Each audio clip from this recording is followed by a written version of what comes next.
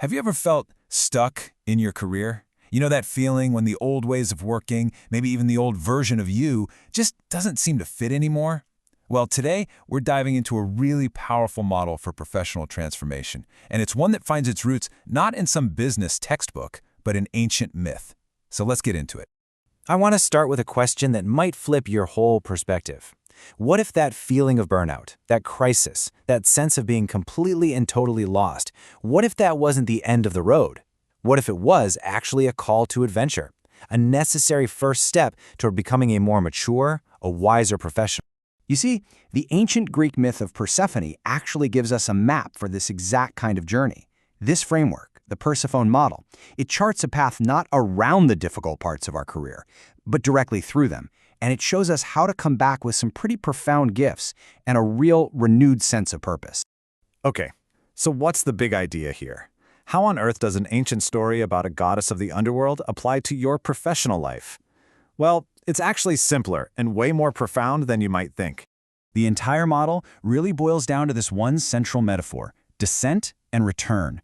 It reframes our professional growth not as some linear climb up a corporate ladder, but as a natural, cyclical journey. It involves a call, a descent into some kind of crisis, a period in what it calls the darkness, and, this is the crucial part, a return with new wisdom and new strength. So, the first half of this journey is called the descent. This is where we face our professional shadow. All the parts of ourselves we tend to ignore or push down. But listen, this isn't about failure. It's about building a stronger foundation. It all kicks off with the letter P, and that stands for the point of disruption. This is the catalyst, the spark that really ignites the whole process. This is that moment, that unmistakable feeling when you realize the old version of your professional self just doesn't work anymore. It can show up as doubt, maybe a conflict at work, or just this deep, nagging desire for something more, for a real transformation. Sound familiar? From that disruption, we move into the next stage, which is E, for entry into the underworld. Now, I know that sounds dramatic, but it's really just a crucial step into the unknown. And this isn't a passive fall. It's a conscious choice to start confronting uncertainty. You start to look at your dark material, your fears, your limiting beliefs, those deeper patterns that have been secretly running your career from behind the scenes. Now, this kind of confrontation, it inevitably leads to R, which stands for recognition of inner truths. And I gotta tell you, this is often the most intense part of the descent. It's the moment of rupture. This is where it can feel like everything is falling apart. Past mistakes, intense emotions, internal conflicts, it all comes bubbling to the surface. And the source material is really clear on this. This is a point where having deep support from a mentor, a coach, or a supervisor is often absolutely essential. The final stage of this whole descent phase is S, for sovereignty. After the storm of recognition, there's a period of quiet, of stillness. Now, what's really fascinating about this part is that it actually calls for inaction. In our world of constant hustle, that is a radical idea. You can't force the next step. You just have to sit with everything that's come up to really gain ownership of it. And that silence, it's not empty. It's a really powerful, transformative process.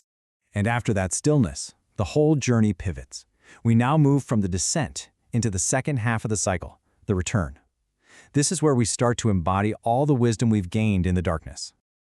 So if we look back at our map, we're now moving up the other side of the wheel. The journey shifts from confronting the shadow towards integrating it. We're moving out of the darkness and towards a new dawn. So, the return begins with another E, for emergence. And this isn't some logical decision. It's a new understanding that just bubbles up from within, a new sense of self starting to take shape. Next is P, for partnership with the shadow. This is where you learn to work with those difficult truths, not against them, and that renews your professional identity with so much more depth. And finally, H is for holding the duality. The source material points out something crucial here. Sometimes the hardest part isn't the change itself, but actually stabilizing that new, more complex version of yourself in your everyday life and work. The final stages are all about integration. O is for offering to others. This is where your new wisdom gets shared through your work and it starts benefiting everyone around you. Next, N stands for new myth. This is this profound realization that growth isn't a one-and-done thing, it's a spiral. Each return to the light just prepares you for the next call to descend. And finally, the last E is for embodiment. The learning is no longer just an idea, it's become a stable part of your presence. It's not something you do, it's just who you are. Okay, so this is a really cool model, right? But how can we actually use this powerful map in a practical way? Well, this is where it becomes an incredible tool for anyone who guides other people. Managers, mentors, coaches, you name it. A guide who understands this map can do some pretty incredible things. They can recognize when someone is in that difficult descent phase. They can hold space for the confusion and darkness instead of just trying to fix it. They can create the psychological safety that's needed for that new self to emerge. And maybe most importantly, they can just accompany the person on their journey without trying to rush it or force the pace. And the model gives us a whole new language, a new set of questions. So instead of asking, hey, what's wrong, a guide can just simply ask this: in which phase of the Persephone journey are you? Just that one question can completely reframe a person's struggle into a meaningful stage of a much larger journey. Or how about this one? What is your descent asking to become visible? See, that question doesn't look for a solution. It invites reflection. It honors the idea that the darkness actually has something valuable to show us, if we're just brave enough to look.